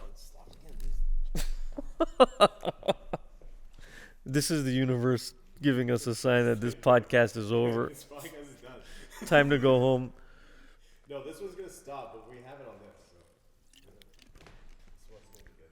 Yeah. 39 minutes, so we're getting this in 39 minutes. Okay. So, Atom Bomb and I are at Lawrence Square Mall, the scene of that birthday party. I just heard another noise. It's this one. fuck this one. Okay. We're just gonna do these. All right. So it's my birthday, but it's just me and Adam, Happy birthday. and we're going to get fucking Shawn Michaels autograph. That's sick.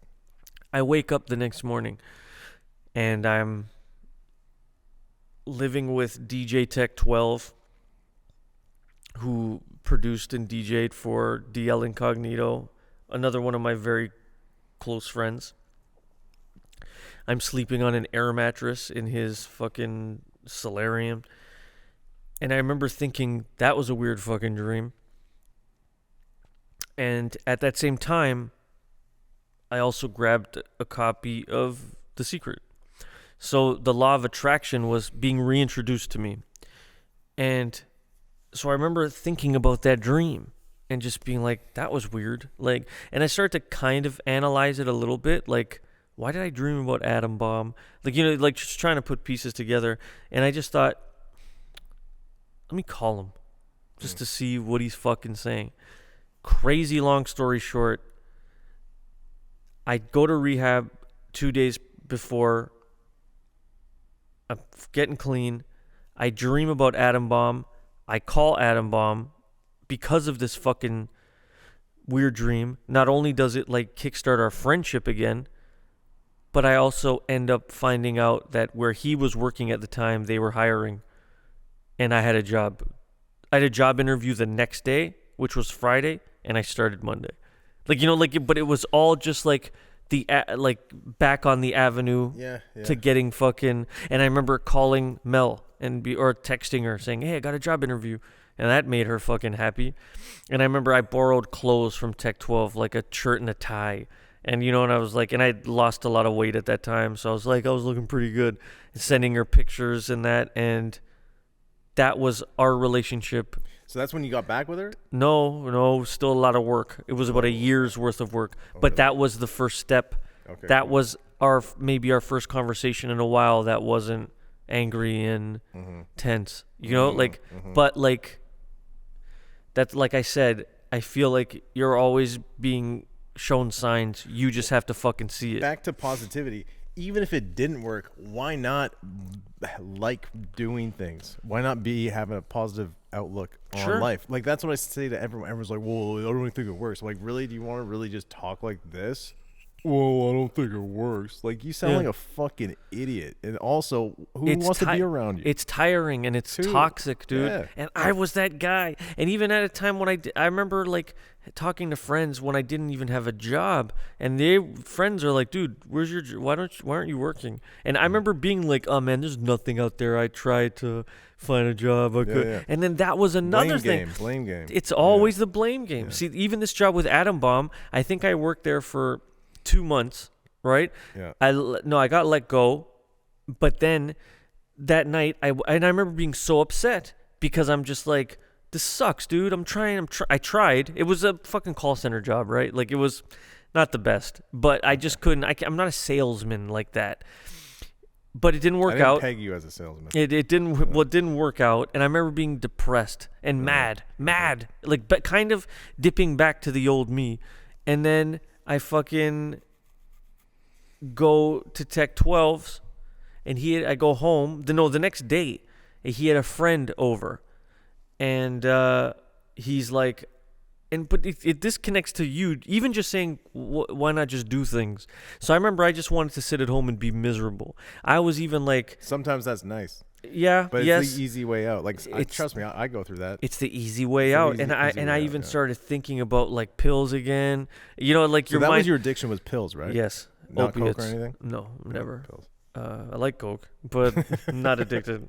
And but so then Tech went to go drive his friend home. Yeah. And his friends, so he asked me to come for a ride with him. And I was just like, nah, I'm just going to kick it here. And he was like, dude, fucking put your shoes on. Just come on. And I'm just like, I just want to watch TV in my fucking pajamas. And he pushed me. He was just like, dude, come on, we're going. I get in the car with him.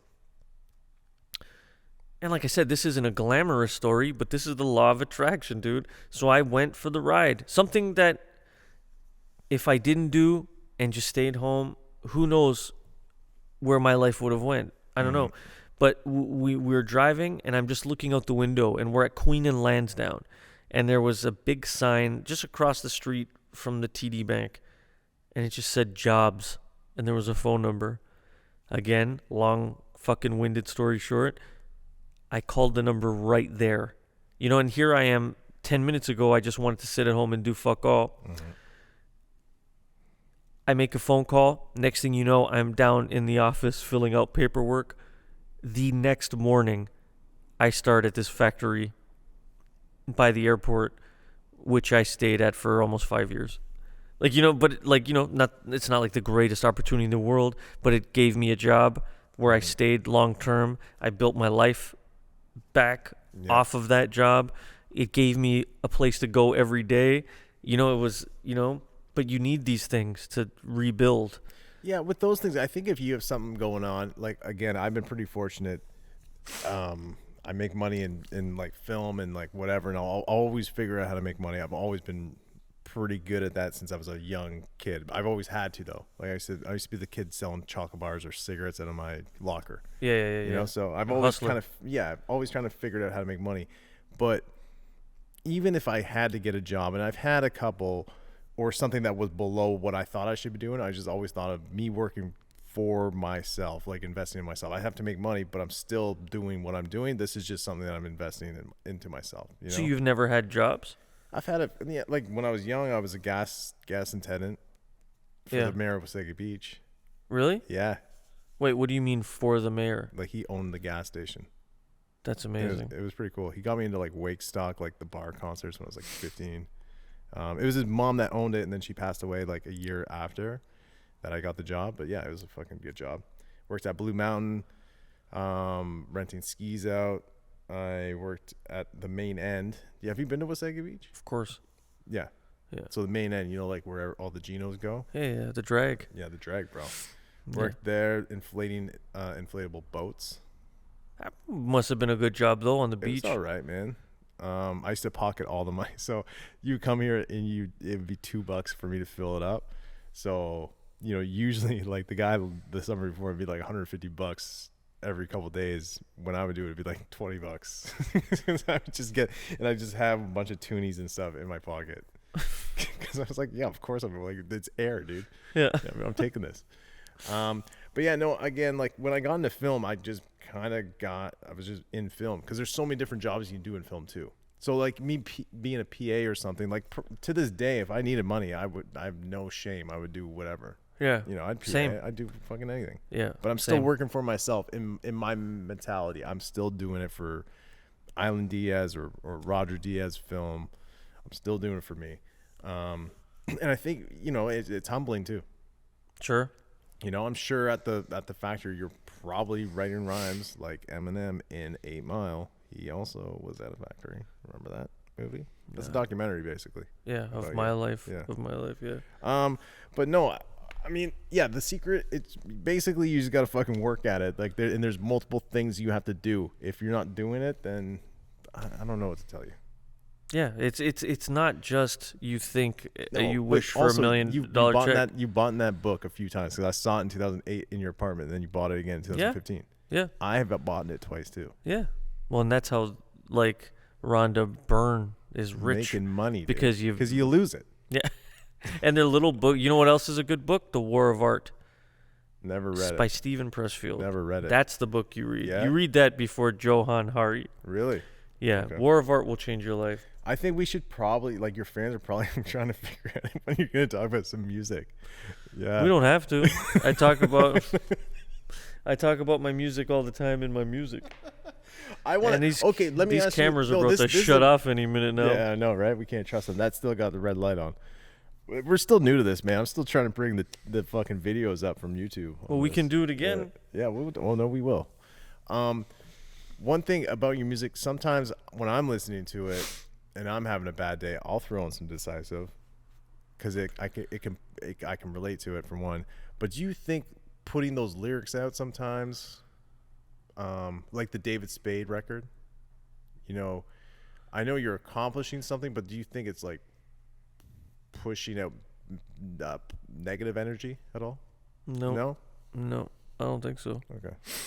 It's not happy music. No. But like, I think, to be honest, that's my favorite style that you do. Yeah. You know what I mean? I also, again, Cleffy. It's good because it's funny, because I think you are funny. I think you should probably keep doing that style of stuff. Me telling you how to rap. So this is a manager talk, okay? Yeah. No, but I mean, I like the both sides, but I really, what got me hooked was Brian Wilson, I would say. Well, that's why I decided to do 2 style of records. Yeah. Because I don't issues that I've had with my old records is I've always felt like the book, for example, like that's a lot of people's favorite album of mine. I'm always gonna look at it different than listeners do because I fucking made it, and but I have issues. Like I don't think it's, for my standards, like a perfect album, but like there's a song in there called, I don't even remember what it's called. I think it's like White Boys. that song. Yeah. So that song is doesn't belong on that record. No, it doesn't. But it's a fucking. But it's good though. Still. It's a break. It's Yeah. an intermission from the heaviness. But Yeah. I've always felt weird about it. But the book, truthfully, there was no real thought put into that album either. Yeah. Like that, to me, it originally, I never looked at it like it was going to be this defining moment in my life. It was just Urbnet Records. Daryl from Urbnet was on me to put out some music. He was a fan of mine from the pop days and really wanted to put out music. And I remember him coming to that same basement, and I was just fucking around, like writing the odd song here and there, working with Norman Crates, archaeologist. This is before I hooked up with Moonshine. Genius. And we had a few Lucy's, a song called Alan, a song called High. That was back then? Way Alan? Because Alan came out late. Yeah, but that Alan was like. Oh, I had no idea. I think it was no. Because Alan came out like 2000. Wait, you're right. I think you're right. You're right. Dude, I don't Sorry. forget. Yeah, Alan is fucking Dark Tape. No, might It's have the been Dark Tape. It is. Well, we did a song called Alan. Yeah, I don't know. I guess you might be. No, I'm thinking of High. I'm thinking of the original version of The Stars. Because he produced the original of that. Who did Kneecaps? He did. Okay, that's probably the one. But Kneecaps wasn't our first song. No. High was the first song. It was awesome. And he kind of got me back in. I credit him for that. We made amazing shit together. Yeah. And sure. he's fucking. He's so good. Yep, brilliant. And so we did that.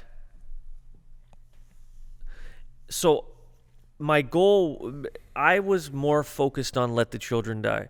Let the Children Die, to me, was going to be my masterpiece. Well, Sorry. some people say it is. It's one of my favorite albums. I like the book for different reasons, but were you working on that when the book was? I was working on them simultaneously. Really? The book was, those were just 5 songs that I had done. Or no, I had the Daniel Johnston intro, Laundry Room, Kneecaps, Up was the book, right? Yeah, Brian Wilson. And then I just did like the outro, Lights Out. I did that. I just threw that in the last minute, and White Boys. Yeah. So those were just done. Like there was no thought put into the order. It was just like Up was a really good song too. Yes, I'm a fan. Moss, produced by Moss. He's a fucking another legend, icon. Yeah. And so but that was just, let's put something out while I work on Let the Children Die. This is my real baby. Let's just get this fucking thing. That's what, even, like, I hate to say this, and it's no disrespect to the graphic designer, but, like, the artwork sucks. For what? The book. That album cover sucks dog shit. And it was just a vision that wasn't captured properly. Right. Like, the artist who designed even that ostrich logo, Michael Liloff, I haven't talked to him in a while, but the logo is beautiful, and he wanted to just kind of, capture the moment of it, like a street team hanging it up on a brick wall. But just the photograph to me didn't capture it. It just feels sloppy. Like I'll have to look at it again. I have 2 copies of it. It stinks. I hate that. I hate the cover. Like, that's something I wish I could go back and redo. But there was nothing. I didn't have the mask yet. It was just, here's 5 songs. I'm here, guys. Hey guys, I'm here. And I remember I was in the studio. What song was it? If I look at the track list, I could tell you the song. But I was finishing up Let the Children Die, and Daryl calls me. I think he texted me, and he's like, dude, I've got to talk to you. This is important. What was it? And so I'm in the studio at Warren Isaac's studio, probably finishing the last songs before Rob, who then I started working extensively with Moonshine, started mixing Let the Children Die. And then it's Daryl from Urbnet calling to tell me I'm nominated for a Juno for the book. Oh, and I'm sick. like, what? You know, like you weren't nominated for anything before. Nothing. Because Pop was big though, right? Pop did like that. Pop era? did very well and for that its was time. like what, 6 years before that, 10 years before that? No, 299. Okay. No, we recorded that song in 98. No, that's not true.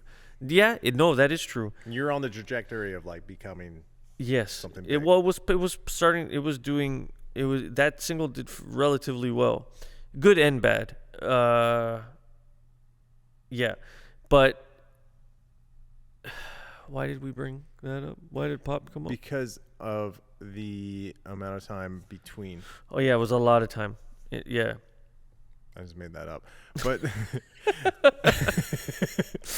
no, because I was pretty curious just about Let the Children Die and the book being recorded at the same time. Yeah. Because to me, when I listened to the book, and then we met, and you released, I think it was not Let the Children Die, Nobody Will Know Pat, and then the one with the Guilty Simpson. Yeah. Like this. Yeah. The +3. Yeah, that was coming out. So I didn't even know that you had the book or the Let the Children Die like done. Okay. And then like when we would hang out a little bit more, you sent it to us and we listened to it. Like, this is sick. You sent it to us like a couple months before it came out. Let the Children Die. Yeah. The promos. I was like, this is great. And I still didn't. I just found that out now that was recorded back then. Yeah. It was an interesting time. But yeah, that was the whole Juno. That my main thing was because. Oh, Pop I was wasn't nominated for anything. Yeah, Pop no. was so big though back then. I figured you would have been nominated with something. No, I don't know if maybe it was submitted. I don't know. That's more of a DJ Serious thing. That was like his single. So then you get nominated for a Juno, and you're in the studio. Yeah. Did When you I find celebrate? out, when I found out. Did you Yeah, celebrate? I think I cried probably. Yeah. Because that was like one of my dreams. It still is not. I still want to win one. But yeah, 4 nominations later, I'm hoping this is the year that or next year when I'm eligible. But yeah, I freaked out, and even that, like, just the story behind that Juno. It was in Vancouver, and I lost to Cardinal. Dangerous. We should probably wrap up soon because I think we're almost at 39 minutes. But here's another universe conversation, but this was one where I thought the universe was on my side, but it wasn't. I honestly thought I was going to win. Like, because at that time we had like the Swollen members upset. Like, it was, can't really recall who they upset, but I remember Swollen members winning one year and it was major news and people were pissed off that they won because, I don't know, maybe if they beat Northern Touch or something. I don't know, maybe not Northern Touch, but they weren't supposed to win. Yeah. But this is when Swollen members was on their way to becoming the fucking biggest group in Canada. Yeah. But the Toronto Circle Jerk gang got fucking offended by it. And so that upset happened. The Junos was on my birthday, March 29th. It was televised. It was... So at the time, like the Toronto Star, Sun, National Post, every year, not just for the Junos, like for the Oscars, for any awards, there's that whole gimmick of whoever the entertainment journalist is, they'll write about it and they'll put out their predictions. And they'll always have a section where it's like, who should win, who will win. You know, so like, who should win, whatever. So every newspaper, every Canadian publication across the board, who should win? Me. Who will win? Cardinal Official, Dangerous. Dangerous was a big fucking song. A big one. That was Akon, no? Yes. Okay, yeah, massive. It's massive. And what was your song? Just the book. The book. Like the whole thing. because at that time, I gotta be done. I'm so like insecure where I'm like, I kind of hate hate being confident. Like, dude, at that time, no Canadian rapper was rapping the way I was. No, I was the first to bring those stories to life in Canadian rap. Now everyone fucking does it. I got jacked by every fucking Canadian rapper fucking with a record, Which is a which is not a compliment. I'm not even saying that as an insult. It's funny because there are some artists that have taken it to extreme levels where I was like, oh, okay. But yeah, I've been heavily borrowed from, which is fine. But at that time, no one was doing it. No one was rapping about depression. No one, like, I wasn't really. I didn't even think the States really had that either. I mean, maybe you can name a couple. Like but Atmosphere, guys like that, maybe. Like, that wasn't like that. I don't know. I felt like I could relate to you a lot more than those Maybe guys. there wasn't, or I'm not going to go that Cage, far. But Cage was like whatever, Psychotic, like cartoon character. like- Mine was like, I'm fucking depressed. I'm not leaving my house. I don't shower and I smell like shit. Fucking, like, it was like depression, a little cooler than that. So I don't think anyone fucking went to those extremes, to those, or they didn't really paint that vivid of a picture. So it was a brand new thing, and like, it was critically acclaimed beyond belief. I couldn't believe it. Like like I said, I thought it was going to be nothing, but it did very well. And so again, I repeat, who should win? Me. Who will win? Cardi. But I thought it was going to happen.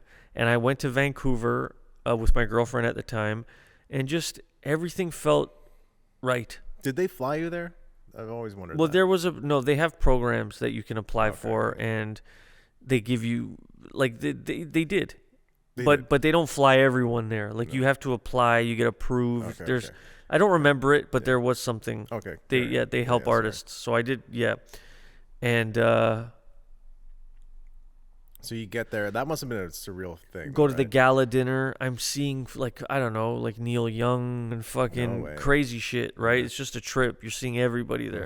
And I'm like, this is going to happen. And the fact that it was on my birthday, how perfect could this be? So we get our tickets, and so it's time to go to, and it's the year it's televised. So I'm like, I'm going to be on fucking TV winning this shit. Like, this is fucking cool. And then we go whatever the fucking arena is there in Vancouver, and I get the tickets. You pick them up there, and I look at it, and it's just like row fucking 500. And I'm like, oh, that's going to be a long walk. And then once we get to our seat and you're like fucking nosebleed section, I'm like, I ain't winning nothing. I'm not, That's when it all. Front row. Yeah.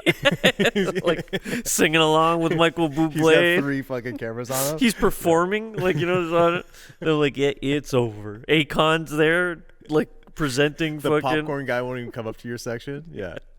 Yeah, so that stung a little bit but that was my own mistake. Like, I actually got my hopes up and thought, this is going down. I'm gonna make history. Okay, yeah. We got to wrap this up pretty soon, but like I feel like we should bring Decisive back to what's this podcast called? Island Diaz Party. Pod ain't nothing but a Diaz party.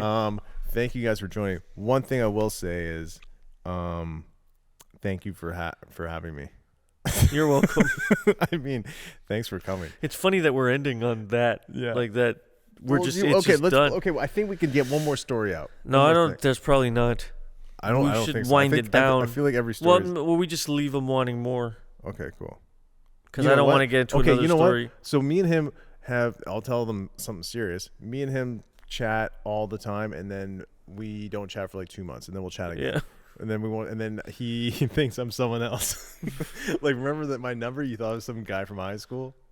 And you texted me, you're like, dude, I thought this number was a guy from high school. And I kept texting yeah. Well, no, you had like another. Yeah. So what happened was I had 2 numbers at one time, and they were both going to my iMessage. When I canceled the other number, everyone just had my old number, so they didn't have my new number. So a lot of people are probably, maybe not a lot of people, maybe a couple of people are trying to get a hold of me. They can't.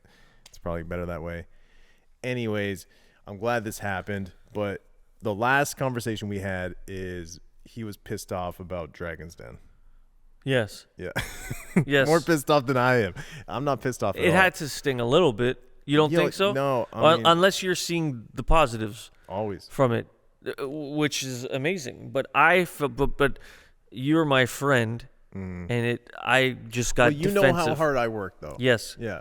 And that's exactly it. And you're always filming content. You're always doing a fucking million things to push this brand. And I know this has been a baby to you for fucking years. And for them to just like, I just felt like it was disrespectful. Yeah, but I man. also understand how editing works. I'm a little bit of an editor myself. Yeah, you are. But I know how the fuck, like I've heard that like Dragon's Den pitches are like an hour long and they cut them down to 8 minutes, right? So just the way it happened, I was like, I felt like they played you guys like. Yeah, I mean, there's definitely some cuts. Again, I'm super thankful for all the exposure, and again, they're just hooking us up. I'm not gonna bite the hand that feeds us, but like, yeah, there's a bunch of stuff that happened. We were supposed to shoot the first day. Our lawyer got sick, so we ended up shooting the last shooting day, the last pitch. Like you were gonna bring your lawyer on with you? And then he got COVID, so he couldn't come in. So Chris Jackson came in last minute, and we just kind of threw it together. The day of? The day of. He came in the day of. And we were the last pitch for the Dragons. So they've already probably spent their money. It's TV again. I stayed up all night because I couldn't sleep because it's fucking crazy. We get up there and I'm like, it was, again, super surreal. I've been on TV a bunch, but, you know, this was huge. This is like, I got to like talk to these people. It's that one of the biggest business. shows in Canada. It's iconic. It's crazy. Yeah. But like, dude, without that, like our sales are just spiked.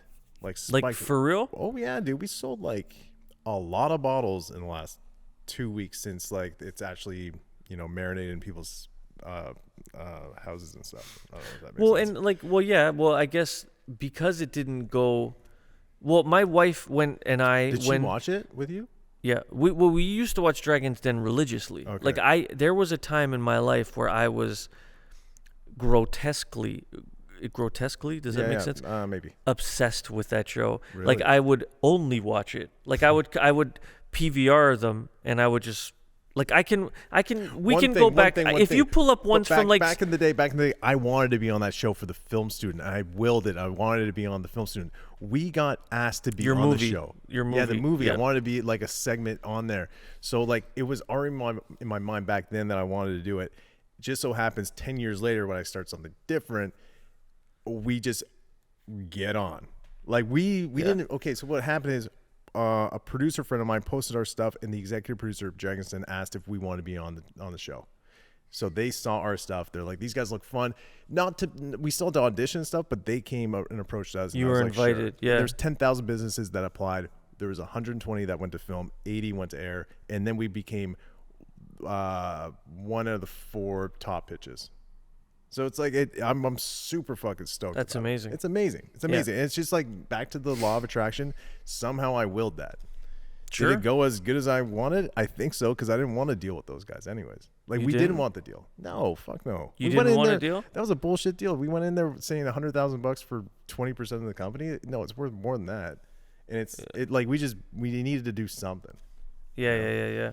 But Well, anyways, I I just like it was just really funny how you were pissed. A lot of my friends that are more dangerous than you are pissed. Yeah. And I was like, guys, it's entertainment at the end of the day. Like they were angry? They're angry. And you don't want to get those guys angry. No. No. No, I don't no. want to get them angry. Well, I just didn't like it's just the way it went down. Yeah, like for they're sure. just like like I don't know, even when like you played some of your content, you know, and they're just like they cut it like they're so fucking bored and this is so Yeah, stupid. at the time they were laughing, right? I believe that though. But I believe that. I feel like I'm breaking NDAs right now, but fuck it. Oh, you're not allowed to talk about I it? don't know. Did you sign an NDA? I signed NDAs.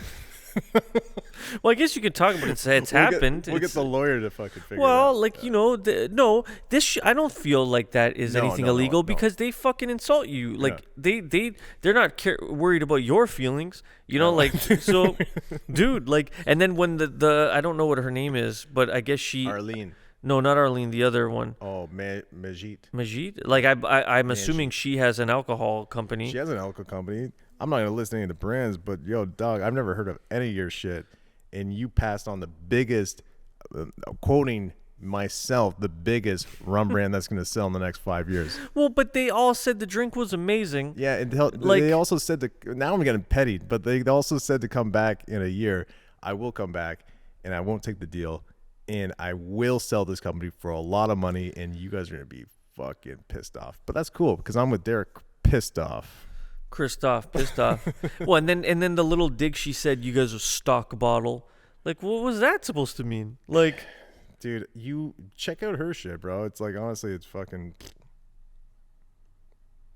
She's not doing anything. No one on the planet is doing what we're doing. As far as whether it's right or wrong, and I've said this before, no one on the planet is doing what we're doing. As far as content, as far as collaborations, as far as we have a collaboration with Henderson's Beer right now, Leisure Department, for a couple other people. We're talking with Crawler. We got some stuff coming up. So again, I'm not worried. We needed that exposure. There's 2 million people that saw a 7-minute commercial that we have to pay for. I keep looking at that camera and it's not even on. No. What do you mean that you have to pay for? Well, no, we don't have to pay for that exposure. Oh, that you don't have to pay for. Dude, it was bottles like this on TV, and we're all wearing Island Diaz, and they're drinking it. They're saying that they like it. They just said they didn't like me. I'm not gonna say put myself on a pedestal, but not a lot of people don't like me. No, you're very likable. You know, like it made it. The best part is when we show them all the stuff. And then I'm like, yeah, I'm basically Mike Myers. But there was some stuff that I said before that and after. But then it cuts to Arlene like, yeah, like sure you are. But that kind of shit is just funny to me, man. Like, again, if you look at any of the content, we don't really take ourselves that serious. Right? Yeah. Well, but still, but you also don't want to get insulted in front of 2 million people when it's uncalled for, when it's a product they liked. And then you're doing something unique to help market it. Yeah. And dude, have you ever read the book The Purple Cow? No. What is this, a book club? Well, maybe. Read The Purple Cow by Seth Godin. Yeah, I will. But it's just like, dude, you guys are doing something different. Like you just said, it's unlike anyone's doing. And that's what I'm trying to do with my music, with the monthly releases. Because no one's doing it that way. And I'm trying you want to stand out. And that's the whole... Totally. I don't know, or we can go do the same old fucking shit. And that's why we're going positivity first. And positivity first? You know what? I dare you to try it. Double dog. All you viewers out there, be positive. Read some books. Drink some rum. Drink the rum. To the 3 people who stuck it out after the cameras died. We're essentially talking to no one right now. Yeah. We don't even have cameramen. No. Fuck, this is low budget, dude. But it looks delicious. It's great. Maybe Manjeet was right. D-Sisive. Always a pleasure. Derek. I want to come back. I'll wear better pants. I think, dude, we could probably go 8 hours if we needed to. We really could. We could. The cameras can't. No, but wait. If I upgrade the cameras, do you think you want to do an 8-hour podcast? Yeah, I would do 24 hour? Yeah. We eat and everything on it? If I had Harvey's. Well, we'll get it. We're going to Harvey's. We'll get everything. Harvey's. You made it seem like we're gonna go to Harvey's, I'm not but going now we're right not. Now. Why not? It's 11, dude. I'm going. You know, I go to. By the way, I go to the gym at 5 a.m. every morning. You know that? My gym's got a pool. Island Diaz. Where do you have a pool? At Altea. Strawn and Liberty Street. It's a gym? It's a fucking gym. How big is the pool? It's a club. It's more of a club. Is it open now? Big. No. What time does it close? Yeah, it might be open, but it closes at 12. The pool closes at 12? Everything closes at 12. Yeah. You love pools. Are you going there now? No. I'm going there at 5 a.m. Do you want to come? Can you bring a guest?